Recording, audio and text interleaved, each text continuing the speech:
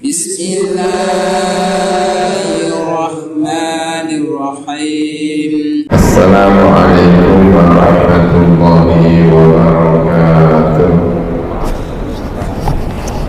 Bismillahirrahmanirrahim. Alhamdulillah. Wassalatu wassalamu ala asyrafil khalqillah Muhammad ibn Abdillah wa ala alihi wa sahbihi wa man wala. Amma ba'da. Kawan-kawan semuanya, jamaah masjid, bapak-bapak, ibu, adik-adik semuanya, juga semuanya hadir. Alhamdulillah. Bismillahirrahmanirrahim. Di hikam itu ya, hikam Ibnu Athaillah As-Sakandari itu yang menyampaikan itfan wujudak fi ardil humul, tanamlah dirimu di dalam bumi humul itu tidak terkenal, itu yang tidak ada orang yang mengenalnya. Tanamlah dirimu di dalam situasi di mana kamu tidak ada orang yang mengenal. Ya, siapa itu Ibnu Athaillah itu membuat analogi itu kayak jagung itu, oh, jagung ya, jagung itu apa itu? Ya, jagung ya. Itu kalau mau ditanam itu kan dimasukkan ke dalam tanah, terus ditutup, terus baru tumbuh. Kalau jagung itu bijinya itu diletakkan di atas, tidak pernah ditanam, ya dia bisa tumbuh tapi tidak akan sempurna. Kalau kepengen sempurna, cara nanam itu ya harus dimasukkan, tutup, tidak ada yang tahu prosesnya seperti apa, pokoknya tidak ada yang kenal, tidak ada yang ini, lalu tumbuh. Jadi orang harus punya proses itu. Ya semua pasti punya proses itu. Orang-orang terkenal dia harus punya waktu di mana tidak ada yang tahu. Hidup di rumah yang sepi. Salah satu kenikmatan tertinggi itu adalah kata kalau tidak salah Ibnul Jauzi itu, ketika di ruang sepi, tidak ada, jauh dari alam, dari pikuk dunia, hanya ada dia dan ilmu saja. Itu salah satu nikmatnya. Ada yang bilang lagi seperti ini, itu kenikmatan, melatih kenikmatan ilmu itu ya. Ketika seseorang itu tidak tidur berhari-hari, layali gitu ya, itu bukan berarti tidak tidur sama sekali, tapi malam-malam itu seharul layali, lalu persoalan-persoalan itu terselesaikan semuanya, dia lalu berani menyampaikan aina abnaul muluk, di mana anak-anak para raja-raja, anak-anak orang-orang yang kaya-kaya itu, di mana merasa nikmat dengan kekayaannya, dengan kekuasaannya. Mari diadu gitu. Nikmat mana dengan nikmat saya tidak tidur lalu menyelesaikan sejumlah persoalan. Itu kira-kira kalau itu bayangannya itu adalah melakukan penelitian, nggak selesai-selesai, nggak ada yang tahu, fokus, tiba-tiba yang dicari itu ketemu. Itu nikmatnya lebih jauh daripada nikmatnya, wah gitu ya, nikmatnya kekuasaan dan nikmatnya selesai. Itu kata ulama-ulama itu. Tapi itu bukan berarti kemudian tidak ada sejarahnya yang kemudian ditulis, tapi pada waktu itu nggak ada yang tahu.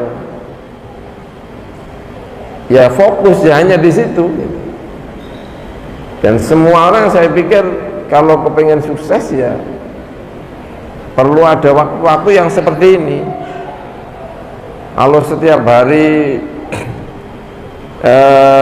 terkenal, setiap hari ini ya kapan jadi pinternya ini? Ya harus punya lah ini yang disebut tadi itu idfan wujudak fi ardil khumul, idfan wujudak fi ardil khumul. Sejarah Imam Syafi'i misalnya ya itu ya juga pernah ya pernah melakukan kegiatan-kegiatan di mana dia tidak dikenal, ya fokus itu dulu sebelum terkenal ya. Abu Hanifah punya guru namanya Hamad, Imam Hamad namanya ya. Lalu kepengen mandiri dari Hamad, saya sudah saatnya tidak lagi mengekor kepada Hamad, saya kepengen punya majelis sendiri. Lalu dia bikin majelis karena kepengen terkenal.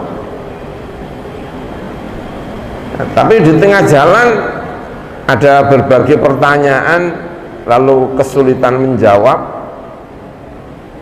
Ya kembali lagi kepada Hamad, sampai kemudian Hamad itu kabundut, baru Imam Abu Hanifah membuat majelisnya sendiri gitu. Nabi Musa alaihissalam itu selama 8 tahun bahkan 10 tahun dengan siapa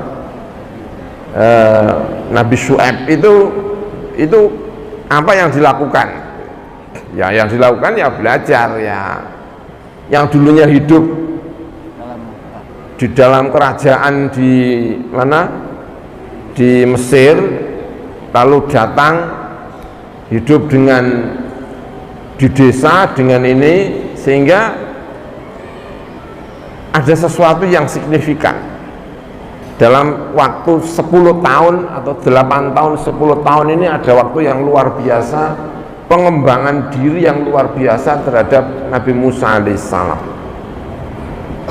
ya. Sama dengan Nabi Muhammad sallallahu alaihi wasallam, 25 sampai umur 40 itu pasti Nabi Muhammad mengalami banyak hal, pasti mengalami banyak hal itu. Berpikir, merenungkan ya, itu aja ayat pertama masih disebut Iqra. Iqra itu artinya disuruh membaca. Katakannya Nabi tafaqahu qabla an tusawwadu, kamu harus belajar dulu sebelum jadi seorang pemimpin. Dalam sebuah riwayat makanya sebelum menjadi pemimpin itu harus belajar dulu. Sama dengan Nabi Muhammad sallallahu alaihi wasallam itu ya. Kalau misalnya di era ini memang ya begitu itu, memang sejarahnya sulit untuk di ini merenung ya, belajar kepada masyarakat itu, pengalamannya diperbanyak sebagai pedagang, sebagai seorang bapak, sebagai seorang suami, sebagai ini ya. Nabi kan mesti punya pengalaman yang macam-macam. Banyak ada yang Nabi yang menjadi seorang hamba, Nabi yang dijual.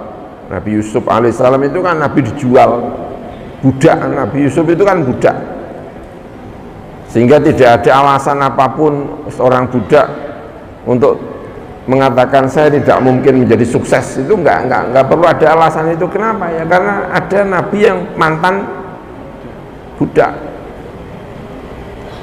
ada Nabi yang penyakitan, Nabi Ayub alaihi assalam, ada yang Nabi yang fakir, Nabi Isa alaihissalam itu kan cerita tentang kefakiran, sehingga tidak ada alasan bagi orang berikutnya untuk mengatakan kami tidak mungkin. Itu tidak ya, ada Nabi Muhammad yang tidak punya bapak, tidak punya ibu, ya, bagi pengalaman hidup.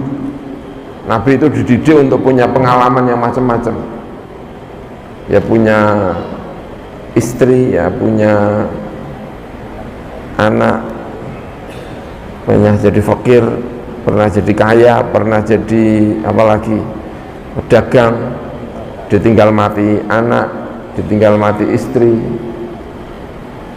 Pengalaman itu, pengalaman menjadi orang yang tidak tahu, pengalaman menjadi bodoh, karena alam yajidika yatiman fa'awa wa wajadaka dhallan fahada. Kanjeng Nabi pesan betul, kalau ada orang nanya, kalau ada orang ini, kalau ada orang ini, jangan sampai dibiarkan. 2 kali Nabi Muhammad itu tidak memperhatikan muridnya, dan itu selalu mendapatkan teguran.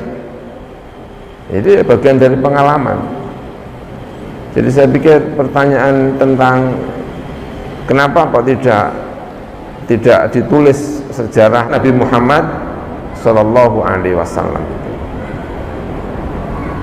25 sampai umur 40, ya memang itu sedang, Kanjeng Nabi sedang,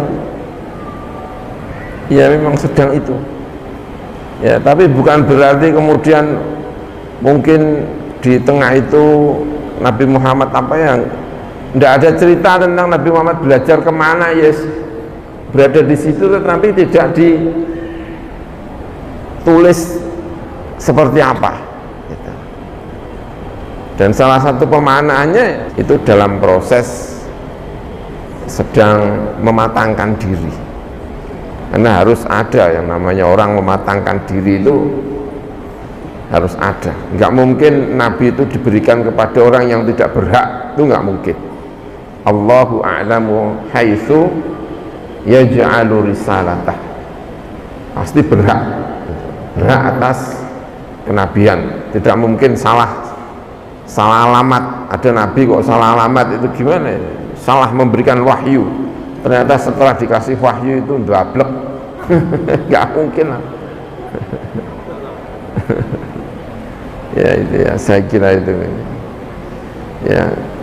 Kemudian soal azar, yaitu kan soal perbedaan pendapat, apakah azar itu bapaknya ataukah tidak, ya. Bagi banyak orang ya itu tidak bapaknya, tapi pamannya. Bapaknya namanya Tarikh. Ada yang mengatakan Tarikh dan azar itu sama, yaitu nama yang berbeda.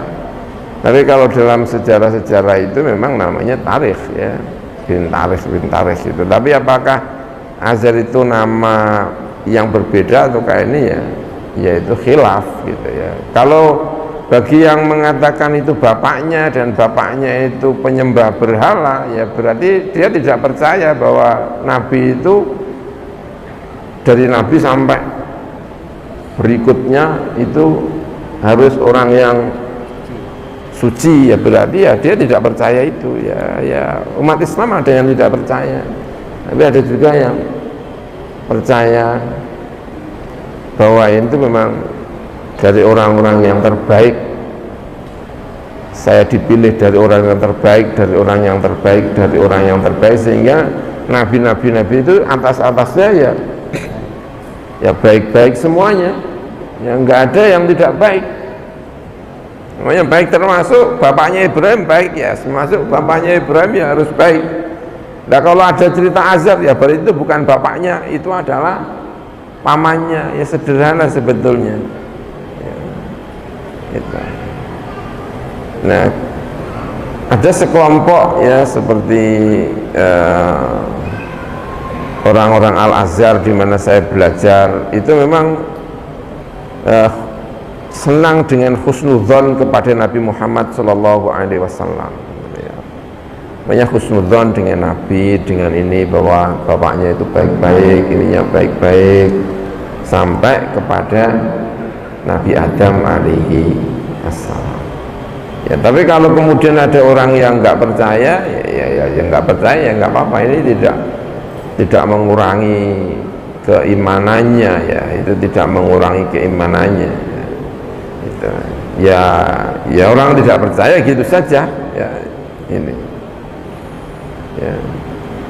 Ada yang sampai kemudian bapaknya Nabi tidak dianggap sebagai mukmin, ya ada ya, dan ada aja di dunia ini ya, yang seperti ini.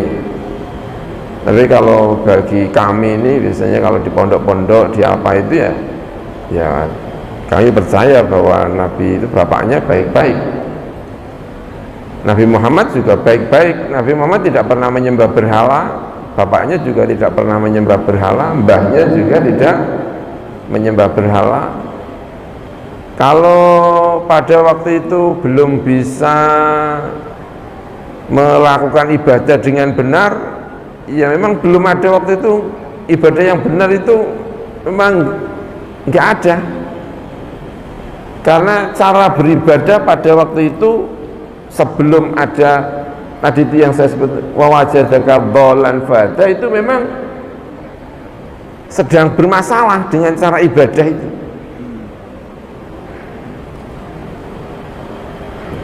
Bahkan Nabi itu belum tahu caranya ibadah dalam arti yang benar itu ya. Iqra surat pertama itu enggak ada perintah ibadahnya. Iqra bismi rabbikal ladzi khalaq, khalaqal insana min 'alaq. Iqra wa rabbukal akramul ladzi 'allama bil qalam, 'allamal insana ma lam ya'lam. Enggak ada perintah ibadah. Lalu turun surat Al-Mudaththir, itu juga enggak ada perintah ibadahnya. Ya ayyuhal mudaththir qum fa'anzir wa rabbaka fakabbir wa thiyabaka fatahhir wa rujza fahjur wa la tamnun tastakthir. Enggak ada perintah ibadahnya. Dan itulah sehingga banyak yang menduga Nabi Muhammad itu semakin penasaran dengan ibadah. Karena Nabi Muhammad di Gua Hira itu kepingin ibadah, tapi ayat pertama enggak ada ibadahnya, surat kedua yang turun enggak ada ibadahnya, surat ketiga enggak ada ibadahnya, baru turun yang keempat itu baru ada perintah ibadah. Ya ayyuhal muzammil, ya ayyuhal muzammil qumil laila illa qalila nisfahu aw inqus minhu qalila aw zid alaihi warattilil qur'ana tartila. Itu baru ada perintah ibadah. Surat Al-Muzammil, ibadah apa? Malam hari. Ya ayyuhal muzammil qumil laila, bangun waktu malam. Nisfahu, separuh malam. Kalau separuh malam itu, kalau malam itu jam 6 dan subuh itu jam 4, berarti malam itu jam berapa? Separuhnya itu jam 11 ya. Berarti jam 11 bangun. Nah nanti sampai kapan ya? Sampai ini. Nah kalau Nabi kok kuat? Ya karena ketika menerima itu memang kepingin. Iya tahu caranya. Begitu ada perintah semangat sekali. Karena sudah sekian lama kepingin cara ibadah yang benar. Nek ibadah ki piye to carane Gusti? Kula niku gadah Ka'bah.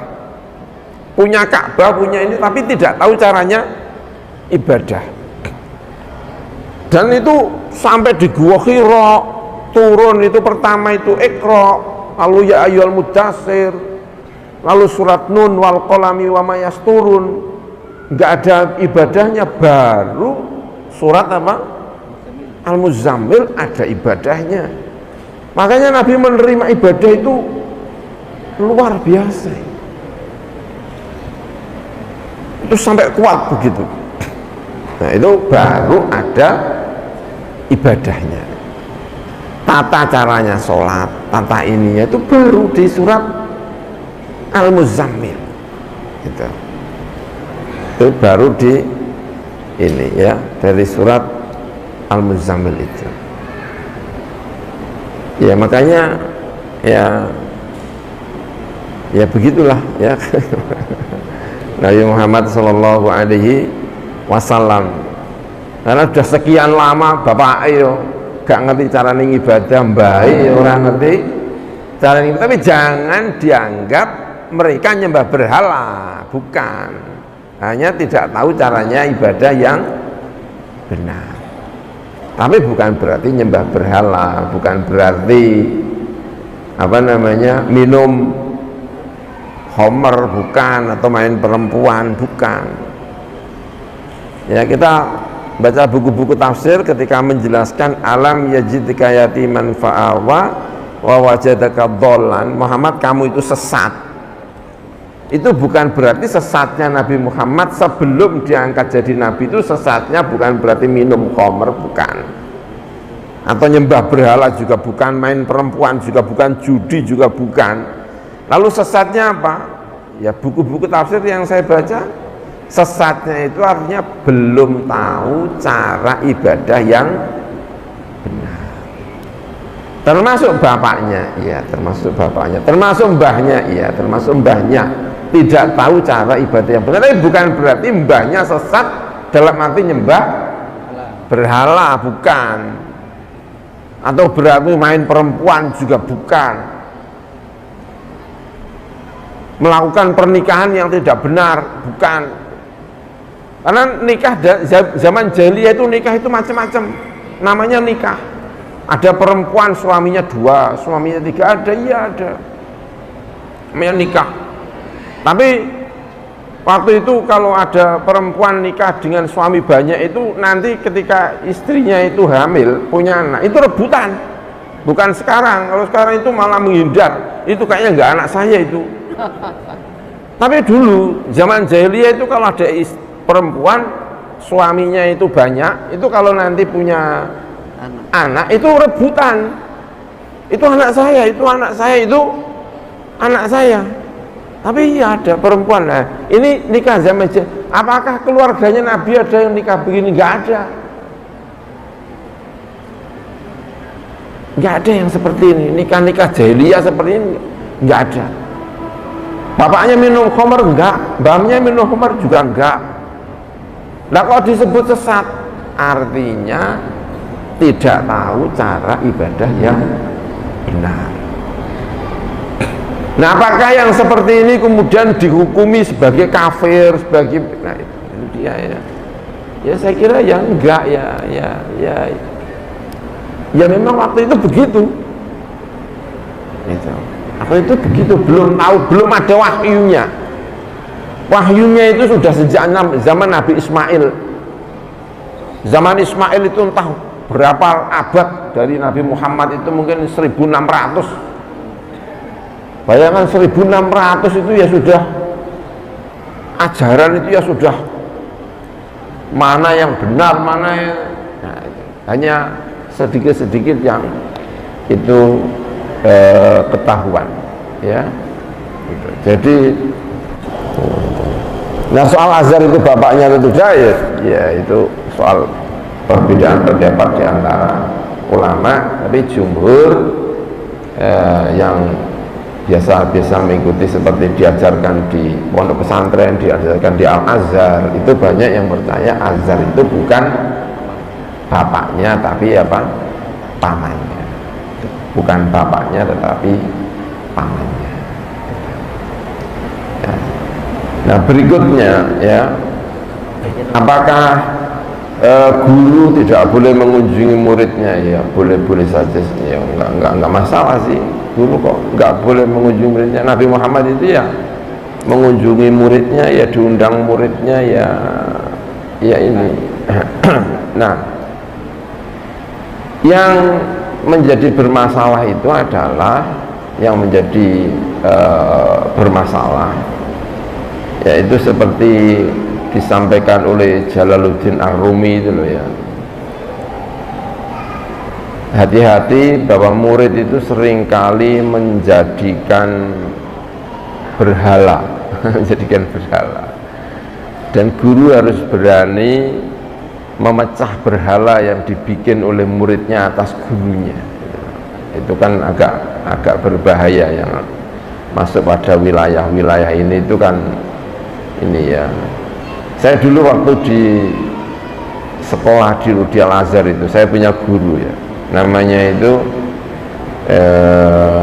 Bayumi. Ketika kami kuliah itu cerita tentang Abu Hanifah. Abu Hanifah itu luar biasa, kata guru saya itu. Guru saya. Karena Abu Hanifah itu selain menjadi guru itu juga memberi beasiswa kepada santri-santrinya. Karena Abu Hanifah itu kaya, punya murid namanya Abu Yusuf kalau tidak salah itu ya, yang kemudian menjadi qadhi terkenal. Itu anaknya orang melarat sampai di tengah-tengah belajar sama Abu Hanifah itu ditarik sama muridnya, sama ibu, sama bapaknya, ditarik, kamu jangan ngaji sama Abu Hanifah, kamu itu anaknya orang melarat.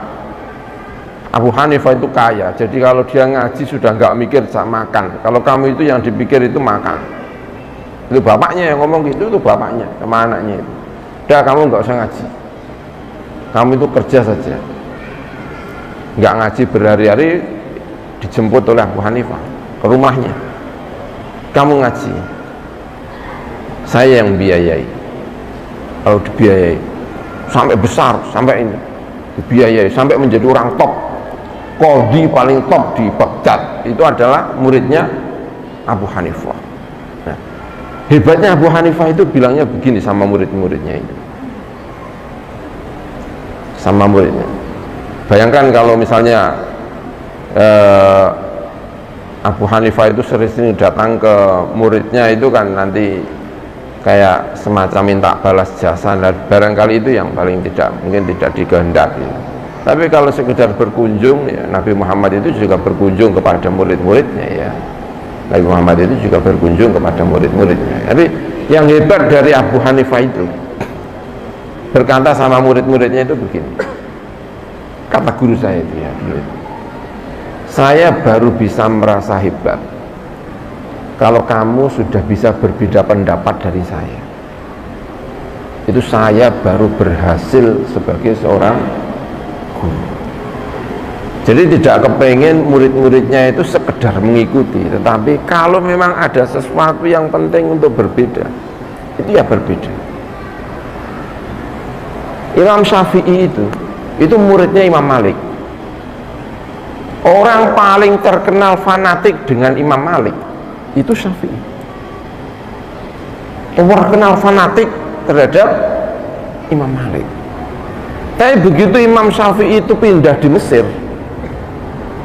lalu di Andalusia itu tempat persemayaannya mazhab Maliki. Itu Imam Malik itu sudah enggak seperti manusia, itu kayak dewa, diagung-agungkan sampai kayak nggak pernah salah gitu. Terus Imam Syafi'i itu nulis buku namanya Khilafu Malik. Muridnya itu sampai menulis buku namanya Khilafu Malik.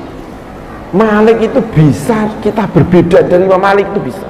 Dan gara-gara itu Imam Syafi'i itu dikecam sama teman-temannya.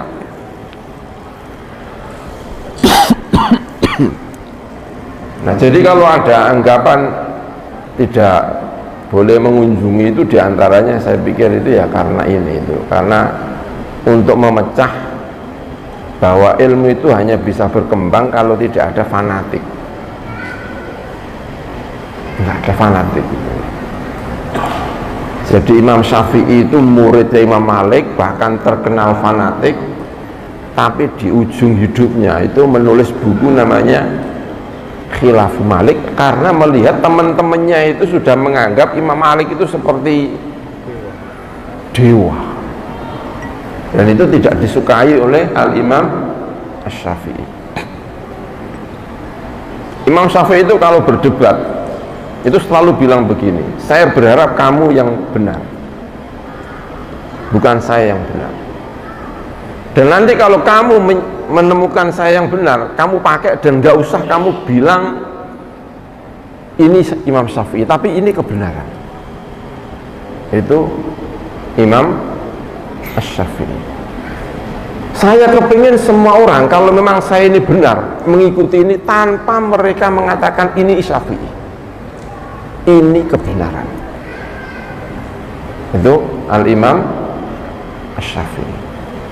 Jadi kebenaran itu kayak ini, Walaupun dalam buku-buku kita itu Imam Qurtubi menyampaikan, Imam Suyuti menyampaikan, min barokatil ilmi nisbatul qaul ila qailiha.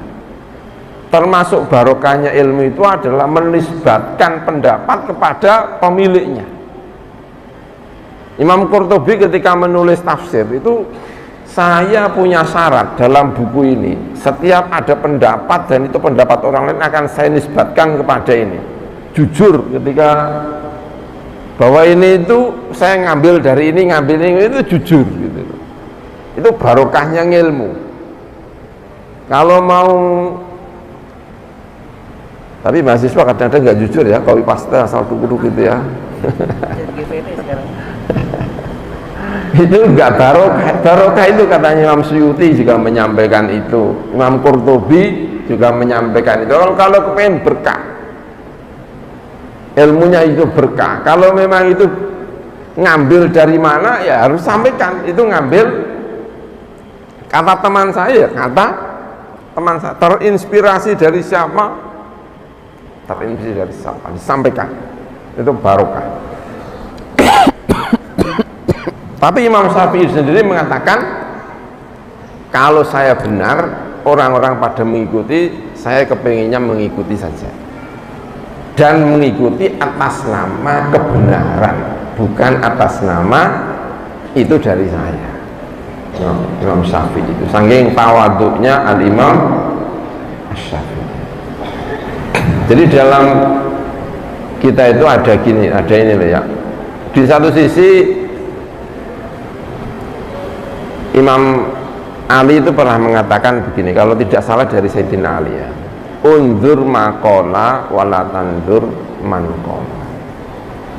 Lihatlah apa yang diucapkan, jangan lihat siapa yang mengucapkan. Selama dia benar, sudah kamu nggak usah melihat siapa yang menyampaikan. Pokoknya kalau itu benar, kamu ambil aja. Walaupun diucapkan oleh orang paling jelek, diucapkan oleh musuh kamu, bahkan selama ini dia tidak benar-benar, kalau suatu saat dia mengatakan benar, ya harus diambil. Itu yang disebut unzur maqala wala tanzur man qala gitu. Nah, di satu sisi dalam beragama itu juga disampaikan kebalikannya. Inna hadzal ilma dinun fanduru amman ta'khuduna dinakum. Ilmu ini agama. Kamu belajar sholat itu belajar agama. Maka kamu kalau mau belajar sholat, lihat siapa yang mengajari. Jangan-jangan kamu belajar kepada orang yang salah.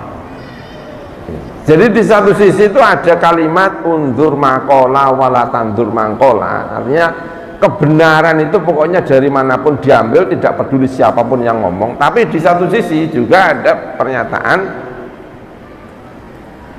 ilmu ini adalah agama, karena itu kamu harus tahu siapa kamu mendapatkan ilmu ini. Karena bahaya kalau belajar kepada orang yang tidak jelas dia ini siapa, jangan-jangan kita disesatkan ya, kalau ini. Nah, kalau ternyata dia sesat betul, wah kita bisa sesat gitu. Nah sekarang pertanyaannya itu ketika kita mengambil dari internet ya, kalau internet sebagai ilmu, maka jangankan internet, bahkan menemu buku di tempat sampah pun itu kalau memang ilmu ya harus diambil, itu kebenaran.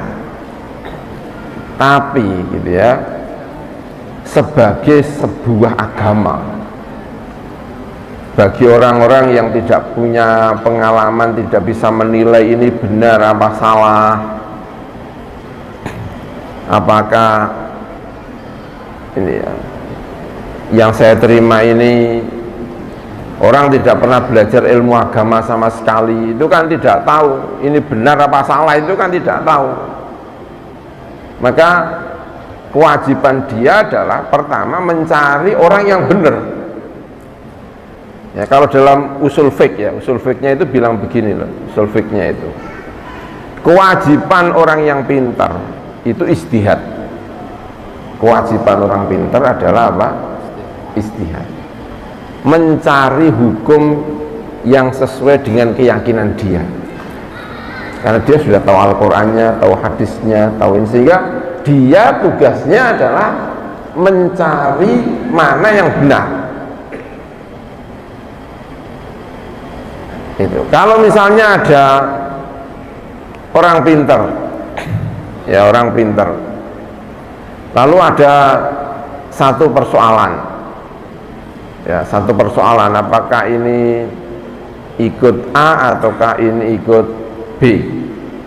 Misalnya perempuan tidak boleh menyerupai laki-laki, laki-laki tidak boleh menyerupai perempuan. Lalu ada kasus tertentu dia itu bingung, ini sudah menyerupai apa enggak. Ini kan yang membingungkan memang dalam banyak kasus. Nah, kewajiban orang pintar adalah mencari kebenaran, mencari ini yang benar seperti apa. Itu orang pintar. Tapi kalau orang yang tidak pintar, itu bukan, pertama itu bukan mencari kebenaran, bukan, mencari orang yang benar. Itu kalau orang tidak pintar. Karena kalau dia itu, saya punya Quran, saya punya hadis, ada orang tidak tahu apa-apa, sholat itu seperti apa, ini loh, baca sendiri Quran dan hadis, pasti tambah bingung itu, pasti bingung, iya, pasti bingung. Karena itu orang yang tidak pintar, dengan kadar-kadar yang berbeda-beda antara satu dengan orang yang lain, itu kalau dalam usul fikihnya itu, orang yang tidak tahu, orang yang tidak pintar, orang yang tidak, itu bukan mencari kebenaran, tapi mencari orang benar. Itu orang yang tidak pintar. Nah, kalau dia sudah tahu mana yang benar, nah baru dia belajar kepada orang yang benar. Itu kalau orang yang bodoh. Setiap hari itu urusannya, itu kalau di kampung saya itu dodolan lombok. Apa itu dodolan lombok ini? Ya, bikin lapak di ini, sehari-hari ya urusannya itu. Itu kalau disuruh caranya sholat gimana, itu kamu kasih Al-Quran dan kamu kasih takrib, kamu kasih, itu enggak bunyi. Kok saya disuruh cari sendiri sih? Kewajiban orang yang semacam ini itu adalah mencari orang benar. Kalau dia sudah tahu mana yang benar orangnya, nah dia lalu ngaji kepada yang benar.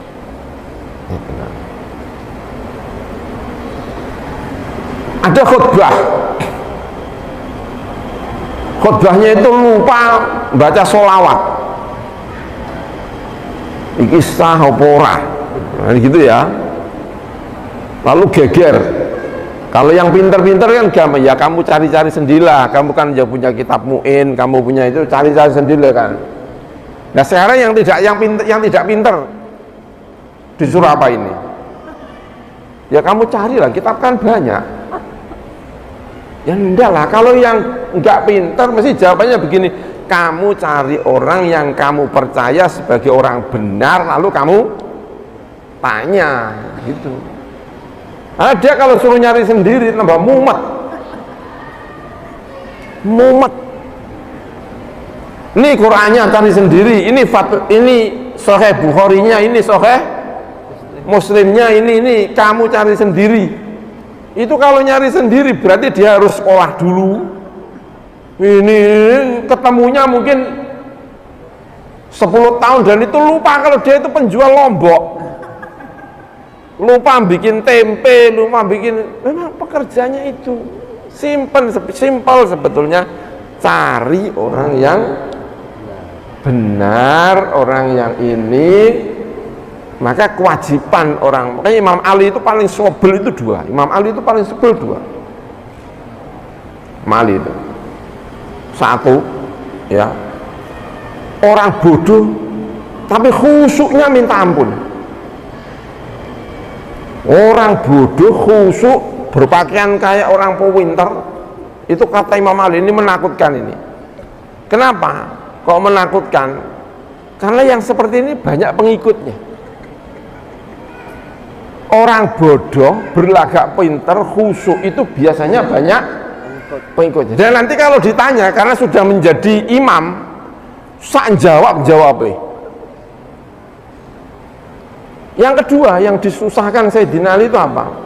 Orang pinter, tapi perilakunya kayak orang bodoh.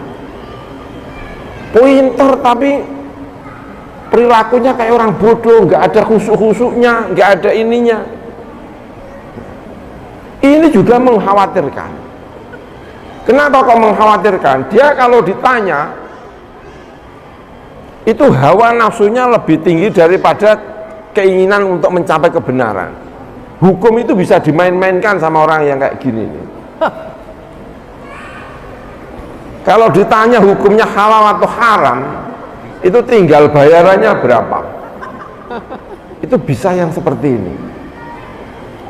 Jadi orang bodoh yang berlaku khusyuk sehingga banyak pengikutnya, sehingga kalau tanya karena dia sudah jadi imamnya, itu sak jawab-jawabnya. Dan orang yang banyak percaya dengan orang kayak gini. Yang kedua, pinter tapi perilakunya tidak baik. Kata Imam Ali, dunia itu rusak ya dua orang ini. Dua ini. Maka kewajiban orang pinter itu siji khusyuk, biar dipercaya orang, itu maksudnya biar dipercaya orang, karena kewajiban orang awam itu mencari orang pinter yang bisa dipercaya, dan itu sulit kadang-kadang itu. Sing pinter ora kena dipercaya, sing bodoh kena dipercaya, bisa dipercaya. Itu sama-sama madorotnya. Karena secara hukum fikih, sing pinter itu disuruh mencari sendiri, tapi yang bodoh tidak disuruh mencari sendiri, tapi mencari orang yang benar yang bisa dipercaya, lalu dia tanya. Nah kalau yang pinter nggak bisa dipercaya, yang bodoh bisa dipercaya, dalam arti khusyuk tadi itu kan bermasalah.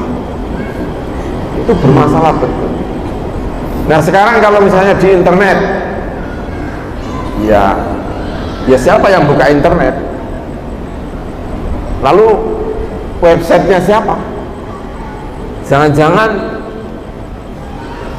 nah itu masalahnya. Tapi kalau misalnya orangnya pinter, buka apapun tidak masalah, karena dia sudah bisa memfilter. Oh ini kurang pas, ini pas, ini apa, ini tidak masalah. Tapi kalau tidak tahu, lalu buka, lalu ini dia sendiri tidak tahu caranya, ini siapa yang saya nggak tahu, ini siapa orangnya, ini siapa nggak tahu, ya tentu itu tidak benar. Ya, karena ada inna hadzal dina, inna hadzal ilma dinun fanduru amman ta'khuduna dinakum. Ya harus kenal dulu. Pokoknya kalau orang tidak tahu itu harus kenal. Ini itu baik apa enggak? Ini bisa dipercaya apa tidak? Itu ya harus, memang harus ya.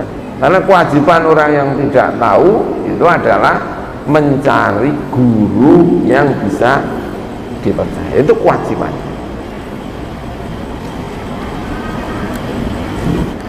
Jadi saya kira itu ya yang bisa saya sampaikan. Itu barangkali yang bisa saya sampaikan. Terima kasih. Assalamualaikum warahmatullahi wabarakatuh.